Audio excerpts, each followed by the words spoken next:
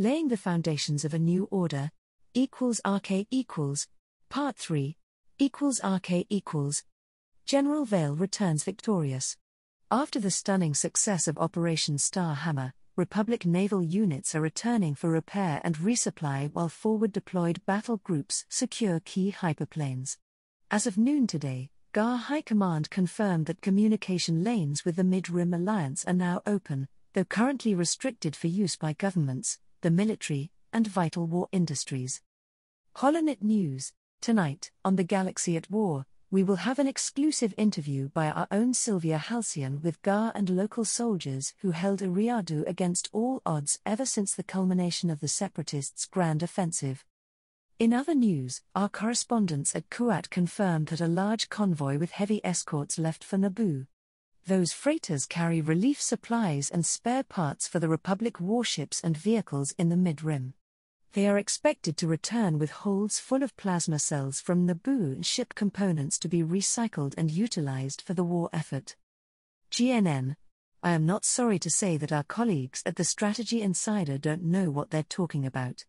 It is either that or they are willingly pushing divisive agendas that serve no one but the damn separatists.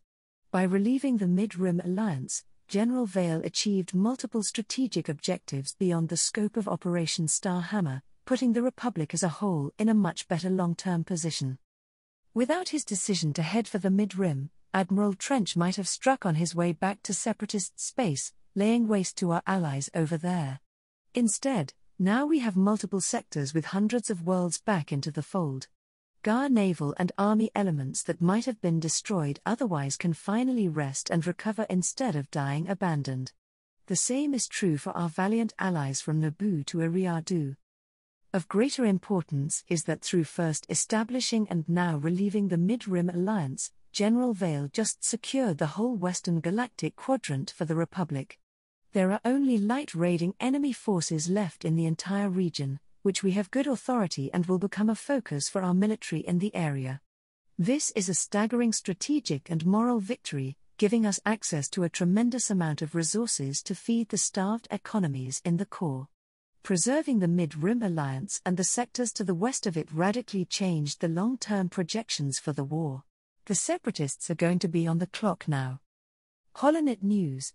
Mid-Rim Alliance representatives arrive on Coruscant to discuss reintegration with the Republic at large. GNN. RK equals. Senate Building, Coruscant. Republic Space. Arriving at Coruscant, after a brief stop at Kuat, hammered down the point of how dangerous the enemy was not only for the Mid-Rim Alliance and its members but to the more populous and heavily industrialized core. Kuat drive yards were a shadow of their former self. If anything, there was more wreckage in the system than around Naboo, with the remains of whole fleets worth of warships awaiting their turn to be broken down for raw materials. That was a testament to the apocalyptic battles fought in this part of the core. Coruscant wasn't spared the destruction, though it was more limited compared to the likes of Naboo. Yet, many of the wounds here were self-inflicted. On his way to meet the Chancellor, Gideon Tarkin couldn't help but think he was seeing the well-preserved corpse of the Republic, which was put on display in the hope of convincing everyone it was still alive.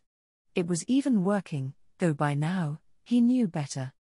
After the delegates representing the Mid-Rim entered the core, they were finally able to establish highly encrypted and secure communication lines with Coruscant and their allies there. The news was damning and broadly confirmed everything Vale was telling them. For Gideon, that information meant his decision to back Mandalore was vindicated. That meant Wilhuf would be insufferable for the foreseeable future, too. It also dashed the desperate hopes of other representatives that the old status quo might return, which wasn't a bad thing. Eriadu and their part of the Rim had to stand alone for too damn long while the Senate debated, condemned, and ultimately did nothing constructive for decades before the war. Could things become different now in a way that would be better for his world in particular and their allies in general? That was the question everyone wanted answered today. Clone soldiers escorted the delegates to the Chancellor's office, where a very pregnant Satine Kenobi awaited them, surrounded by a small group of aides. After a flurry of greetings and introductions, they all sat and could get to the reason for this meeting.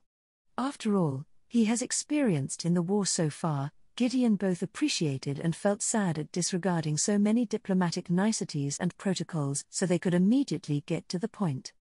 "I understand that you have a proposition for us, Chancellor?" Gideon asked a leading question. "I have a few points to make," Governor Tarkin, Kenobi calmly stated. "Being the Chancellor gave me a unique perspective about what the Republic was.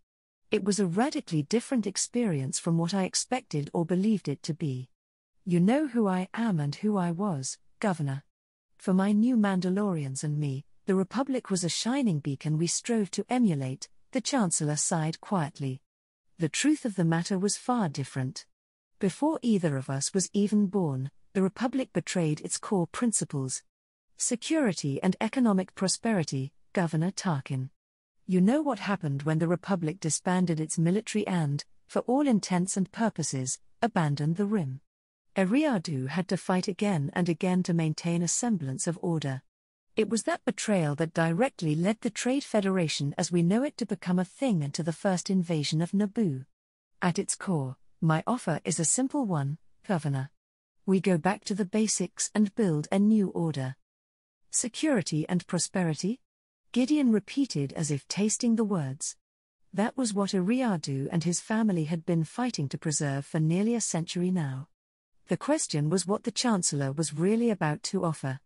Eriadu and the rest of the Outer Rim had received nothing but platitudes through official Republic channels until the war began.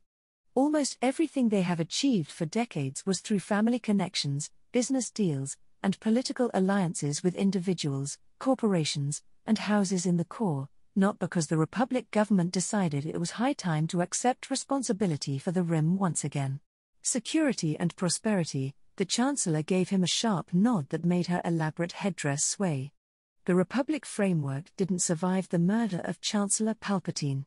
The war and all the corruption my predecessor has been working to expose, and did through a dead man's switch after his death, have been destroying the ability of the Senate to function. My election was not regular, as you well know." It was Gideon's turn to nod.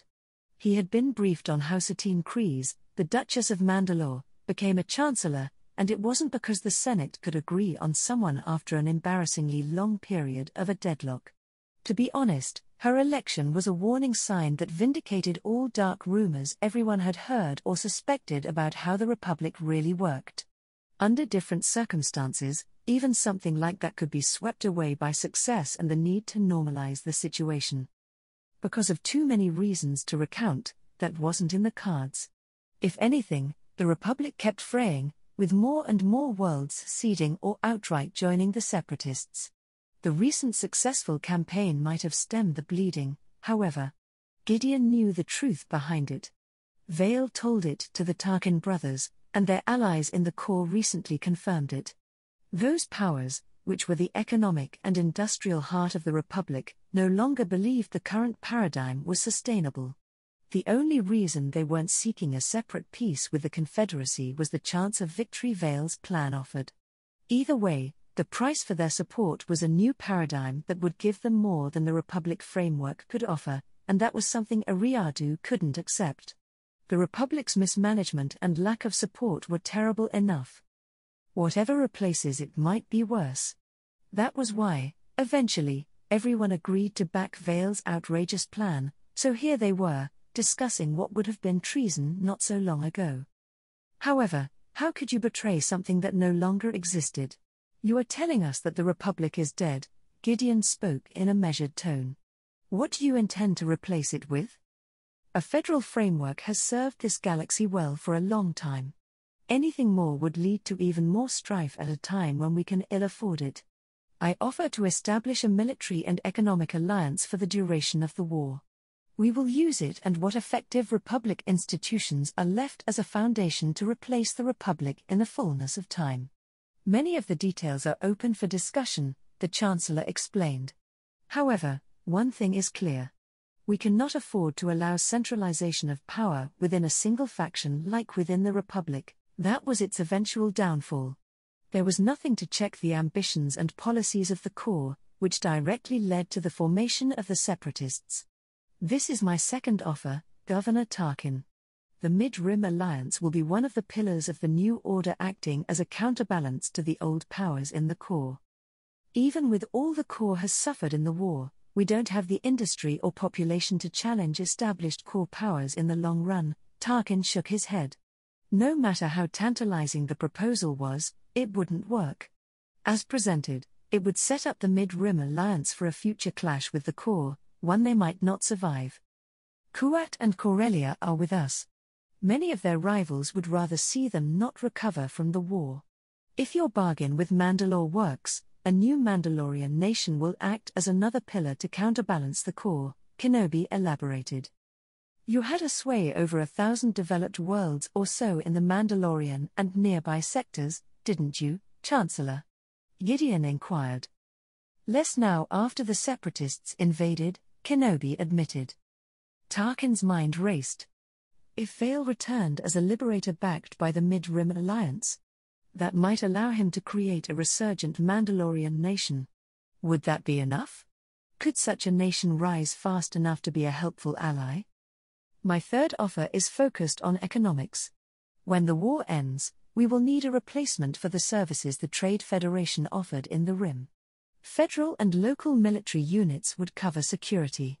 The Mid-Rim Alliance would have exclusive rights to exploit and control the flow of resources headed for the core. She was offering a dagger aimed at the core's collective economy. It might very well work if Vale's plan succeeded. Or it might guarantee another war in the future, one fought over control of the Rim's resources. The Chancellor had to know that. Vale wasn't a fool. He had to know precisely what Satine Kenobi was offering. Gideon had a sudden realization that chilled his blood. They weren't just offering a place on the table to forge a new order. They were setting up the pieces for another potential war, which would mirror the ongoing conflict. Because even in victory, the core wouldn't allow anyone to fix the issues that brought the Separatists together. Doing so would mean too much of an economic hit in the long run. RK equals. Part 4. RK equals. A Riadu diplomatic mission, Galactic City, Coruscant. For centuries, the representatives of Riadu, and by extension, the whole Seswena sector, maintained a presence within one of the prominent buildings deep into the ambassadorial district of Galactic City. Doing so was an expensive status symbol required to be taken seriously by many of the movers and shakers within the core. Doing so was particularly important for a system that maintained ambitions to be among the leaders on the Rim and remain at the forefront there. Now, generations of efforts were threatened, yet the current danger and chaos presented unique opportunities. Gideon honestly wasn't sure what path to take. After hours of negotiations with the Chancellor, the Mid-Rim Alliance reached a set of agreements that, while vital, left the main issue unresolved. Their fledgling alliance would have to choose a site at a time and place where they weren't sure what their options were. Gideon was busy explaining everything he knew about the situation and his options to gain more information. Wilhuf would arrive soon, after most of the day briefing and debriefing with GAR High Command. At least that should give them more tangible data to work with. Until then, Gideon would have to ponder how to deal with the generous terms offered by the Chancellor and the fact that they might not matter in the long run. Tarkin picked up a data pad from the nearby table and browsed through a summary prepared by Riadu's diplomatic staff. Everything Gideon had access to tended to corroborate what Vale and the Chancellor implied or outright told him. He tapped a few links to check the nature of the source material. A disturbing amount came from credible eyewitnesses, backed by what certain groups were busy spewing through the news outlets they openly or covertly owned and influenced. He wouldn't say it was nice to have a confirmation that many in the core weren't pleased that the Mid-Rim Alliance was a thing, even though without the level of military, economic, and political coordination it allowed, they might not have repulsed the Separatists. Like him or not, Vale's contribution was critical, even though it came with strings attached. What could be seen on the news and easily found on the holonet was just the tip of the iceberg. While Gideon was glad that Riadu's diplomats and agents weren't idle after the enemy cut them off from home, what they'd collated for him made his decision that much harder. It would have been easy if the various powers in the core simply didn't care about the alliance. that Eriadu could live with like it did for countless generations now. The signs of outright hostility no one could miss were a different manner. The more Gideon saw, the clearer it became that Vale might be right. There were many powerful governments and other entities in the core that wouldn't tolerate yet another rival rising on the Rim. Unfortunately, that was what the Mid-Rim Alliance was right now. If the Republic was truly as dead as the Chancellor outright admitted, then for a time, the Alliance would, at least in theory, be a power to be reckoned with until the core manages to recover. What would happen then was the big question. For Gideon, it was clear that, in the long run, the core would not allow another threat like the Confederacy to rise unchecked. The only question would be the preferred method to deal with said threat, economic and political measures or outright military ones. Tarkin would like to say that after this war ended, no one would be eager to start another. He wasn't about to bet Eriadu's future, or that of his family, on people being so reasonable. Otherwise, enough of the people running the core might have done something about the situation on the Rim and derailed its escalation into war. The most unfortunate thing was that Gideon had thousands of years of history to point at about the core's conduct. That was one of the significant factors that made the Confederacy possible in the first place. Wilhugh's arrival derailed Gideon's train of thought. His brother vanished into the fresher before leaving it a short time later, carrying a towel he used on his face and damp hair. "That bad?" Gideon asked. "It was enlightening to see what has been happening since we were cut off," Wilhugh allowed in a tone drier than Tatooine's deserts. "The odds that this war will end without resolution are disturbingly high. It's either that Vale gets lucky, or both sides fall apart out of exhaustion." That statement got Gideon's undivided attention. He leaned forward and let go of the tablet so it fell on the couch beside him. "Give me the high points, brother." Wilhugh dragged himself to a nearby armchair and sat down, making himself comfortable. "Everyone is aware of the best military course of action, and it is politically impossible to carry it out," Wilhugh ground out. "There are over 200 confirmed core worlds with droid army groups deployed on them. The GAR will have to deploy a tremendous amount of material and logistics assets to retake them instead of dedicating its efforts to reducing the Separatists' naval forces. This, combined with the loss of Camino and all cloning operations they had in their region, is creating shortages in trained personnel, both infantry and crew. Freshly raised formations will be inexperienced and suffer a disproportionate number of casualties in any engagement, making victories that much more expensive." Gideon grimaced at that. Volunteers and conscripts. Either way, many of those doing the dying now will be people who matter. The price for victory will be much higher now that it's not expendable clones or people from the local militaries doing most of the dying, the governor concluded. That's the first big factor. Admiral Trench managed to extract most of the naval forces he had in the core intact. For all its success, Vale's operation was paid in blood. I have it on good authority that we won't see another offensive receive anything like the support Star Hammer did. Too many ships from core system defense fleets were destroyed or crippled in the fighting for the powers that be to risk what they have left or any new construction, Wilhugh spat in disgust. The core of the Separatist Navy is intact, and with their droids, they don't have issues with training crews. That is yet another factor that would make winning more expensive. Gideon closed his eyes, analyzing how this new information impacted the alliance. Wilhugh pointedly didn't say that some in the core would be ready to sacrifice the Rim for a peace that would buy them time to prepare for round 2.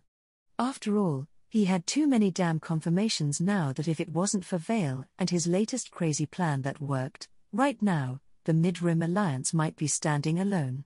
"Brother, I need you to speak with your contacts in the GAR. Get me a private meeting with Vale and the Chancellor. We need to discuss our future, laying the foundations of a new order, =RK equals, Part 5, =RK equals. Kuat of Kuat takes personal responsibility for the Skyfall tragedy. The technician admitted that the likely reason for the disaster was the direct results of political infighting that affected the security of Kuat as a whole and directly led to a situation when corners had to be cut due to the pressures of the war efforts. If it wasn't for internal political and ideological conflicts between KDY and the Quati government about the war, measures to avoid such a disaster might have been viable months, if not years, ago. Kuat of Kuat is stepping down from his position within Kuat Drive Yards, leaving it in the hands of his aunt and now permanent CEO, Anara Kuat. Holonet News =RK The Lucky Lady, Kashyyyk System, Republic Space. After finally breaking out of separatist territory and reaching Hut space, the clones discovered how the galaxy had changed while they were out of contact. The good news was that their general was still alive, busy smacking down the Seppies. The bad news about all the seceding worlds from the Republic, not to mention everything else happening after Chancellor Palpatine died, was hard to believe. The news of their brothers turning against each other, even on Coruscant, was devastating. It was a subdued crew that reached Rondon, which should have been a significant obstacle on their world to Republic space, perhaps an insurmountable one, forcing a large detour through much of Hut space. Instead, there was a Republic task force holding the area. Its commander was very curious who in the name of the force they were and why they had two antiques flying as oversized escorts. Ultimately, they got to Kashyyyk under heavy escort. At the same time, someone did their best to contact the general and confirm their credentials. The Wookiees and Trandoshans' home system was another change. None of the crew had been here before, so all they knew was from the history lessons crammed into their heads back on Kamino. "Sarge, we are being hailed," Sci-4 noted from the pilot's seat. "Put them up," Holt said without looking away from the computer screen showing nearby space. It was crammed with freighters, cruisers, and countless small gunships. The whole area was chock full of Trandoshan ships, which didn't make sense considering the presence of Republic naval elements in orbit. They surely wouldn't tolerate slavery and raiding under their very noses. A scared lizard-like face formed above the communication console. Something big and nasty had taken a chunk of flesh, leaving fresh, still weeping scars on the left side of the Trandoshan. A spider-like medical droid was busy tending to him. Its many manipulators were slowly knitting flesh together and applying various medicines. The Trandoshan made a sharp gesture, and the droid floated a few paces back. "Greetings, humans. I am Hrist Shadowscale. You work for the Great General, yes?" The Trandoshan grinned at them, displaying an alarming array of sharp and wicked-looking teeth. "I am Sergeant Holt. General Vale is my commanding officer, yes." "Good." The Great General's machinations led to many successful grand hunts. There is a glut of points to dedicate to the scorekeeper. Liv has been great as of late thanks to him, hallowed be his name. Sci-4 slowly turned around and stared at the sergeant, mouthing out, "What the kiff?" "That's good to know," Holt allowed, feeling out of his depth. He wasn't a diplomat, damn it. All the elders and priests are in agreement. We will follow the Great General to new hunting grounds and earn even more Jaggernaut points. We wish to hunt droids on Mandalore to earn glory and repay the eternal debt we owe the Great General. Shadowscale earnestly explained. Besides, we can't be outdone by those walking carpets, and they're assembling troops to send to Mandalore as well. Contact the Great General and tell him we will be there when he needs us. We will do so at the first opportunity, Holt slowly nodded. Good, good. May your talons be forever sharp and your hunt successful. Shadowscale waved a hand, displaying razor-sharp talons. No talons here, but our hunts have been successful, Holt admitted. Good enough, I guess. No one is perfect. Hunter Shadowscale, out. The clones on the small bridge looked at each other. What was that? Cal asked from the navigation console. The general has been up to shenanigans, Holt decided. Can we not be up to shenanigans? Sci-4 begged. Skulking around separatist space to search for ancient Sith installation was harrowing enough. =RK equals Chancellor's Residence, Republica 500, Coruscant. The Tarkin brothers didn't quite sneak into the Chancellor's residence late at night. For one, they walked in leading a clone detachment from General Kenobi's old command, who was now responsible for his life's security, among other things. If anything, They appeared to be a pair of officers leading a change of the guard detail. That was a bit of overkill, considering that Republica 500 was infamous for the small private army it had on a retainer, which was further expanded after the attempt to assassinate Senator Amidala a few years ago. Since then, the building has been a fortress on par with many well-defended military bases for the peace of mind of its wealthy residents. Gideon noted that on the way to the Chancellor's residence, they had to pass no less than 3 private security squads patrolling the halls, which were better equipped than the clones were at the beginning of the war. Each of those mercenaries carried equipment that had to cost between 20 and 30,000 credits. Finally, they reached their destination, and there was no mistaking it. A whole section of the building was now under GAR custody, with strong points manned by clones complete with various heavy weapons, shield generators, and the works.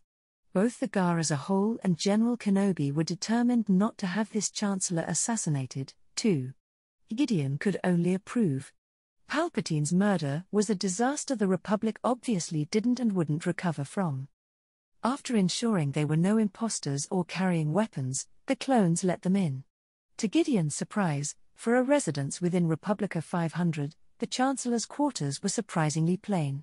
While everything was of the highest quality and tastefully decorated, it did not scream wealth and power like many noble residences or those proudly displayed by many CEOs did.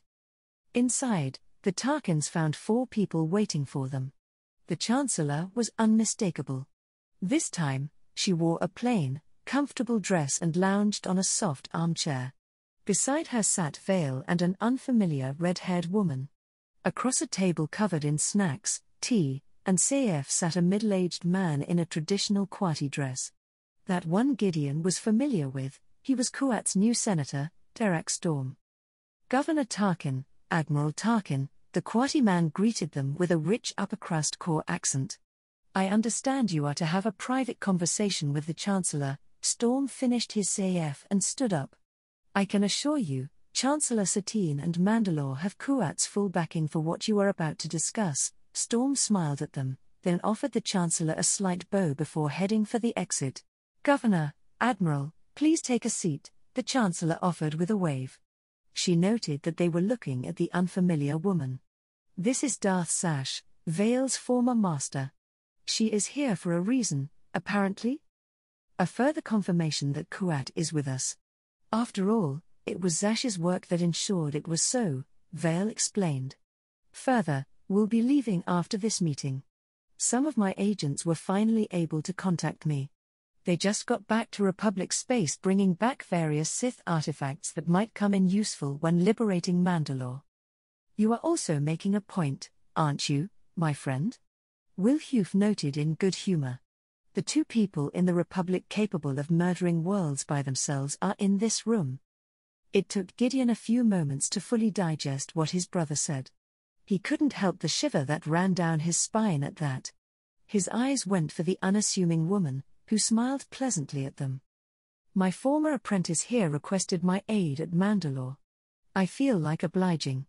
After all, making such a point could only increase my sense of security." Just like in Vale's case, the most surprising thing about this other Sith was how ordinary she appeared and spoke. It was nothing like one might expect from watching holo movies or even ancient records from Sith speaking to the masses. "You are hedging your bets," Wilhuf continued. "You don't expect to get enough forces to do the job conventionally. Many of our backers would prefer that when the dust settles, only powers in the core are the ones left standing." Vale didn't bother hiding his displeasure. "The only reason I am Chancellor was because I made certain deals to ensure the war effort wouldn't collapse," Kenobi continued. "The people who allowed me to take this position made it clear that, for most intents and purposes, I would be their puppet in the Republic. That was a sacrifice I deemed worth it to safeguard Mandalore," the Chancellor grimaced. "Yet, here we are. The support needed to liberate Mandalore will not materialize, no matter whether I am the Chancellor or Obi-Wan is Gar's Supreme Commander. We simply lack the Gar assets for an offensive in the Mandalorian sector without stripping other fronts of critical resources. System defense support for offensive actions, or to spare resources for it in the Mandalorian sector won't be forthcoming in sufficient quantities. General Valentra made that clear to me, and he should know, Wilhuf noted. This leaves us, the Mid-Rim Alliance, with anything you can scrape up, he nodded at Vale. If Mandalore can secure the Mandalorian sector, he can finally take full advantage of the alliances I made before the war. We have it on good authority that the Separatists haven't been able or willing to go after most worlds in the sector or those near it. They have locked down the major hyperplanes and blockaded various industrial worlds. However, their primary efforts are focused on Mandalore itself. If we can break their hold there, Mandalore can potentially forge a power in that part of the rim 1,000 systems strong. Victory has many friends. Starhammer is publicly acclaimed for his success. It was his idea, and it is the only reason the sham of the Republic still stands. Everything you've said is true, Chancellor.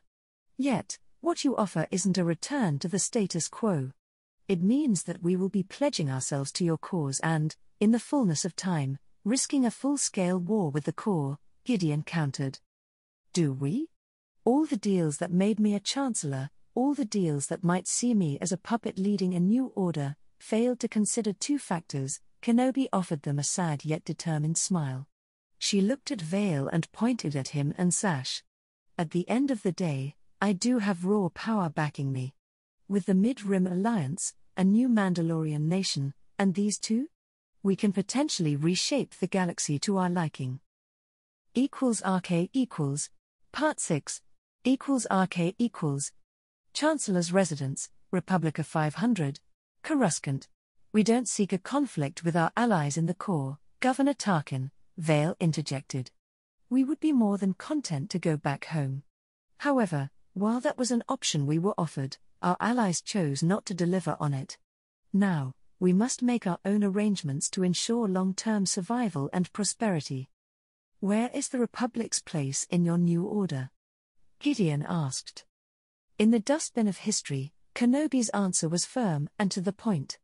That was telling, considering it came from the Chancellor of the Republic. The conference that made Operation Starhammer possible had clear results. We wouldn't get the forces we would need to relieve Mandalore. At the same time, without General Vale here achieving yet another victory, many of our so-called allies would have looked for a separate peace with the Confederacy, exchanging their support for a good place in the new galactic order. That is what they want from us for their continued support as well, a new order that puts them in a better place than the Republic would ever give them, no matter how privileged they were under the existing system. That kind of new order, Gideon didn't hide his distaste at the idea. With me as a figurehead to take the blame. I am an expendable outsider, after all, the Chancellor scowled. We decided a different arrangement might be in order. If there is to be a new order, let it be our new order. Will you join us in reforging the galaxy, Governor Tarkin? We won't get a better offer or opportunity to improve Eriadu's fortunes, brother, Wilhuf exclaimed. You know that any other offer we receive will be a poisoned pill. You know your history as well as I do, and we both know things here haven't changed. All our lives, we fought and struggled for our family and Eriadu. Let it not be all in vain. You people bore me. If thousands of years of history have to be unwritten, then let them be unwritten. Zash scoffed. Will you let fear hold you back, Governor? This is the kind of opportunity that comes once in generations.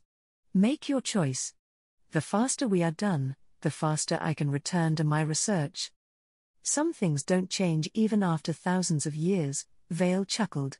Others must change. His amusement vanished, replaced by a grave expression. Are you with us, Governor?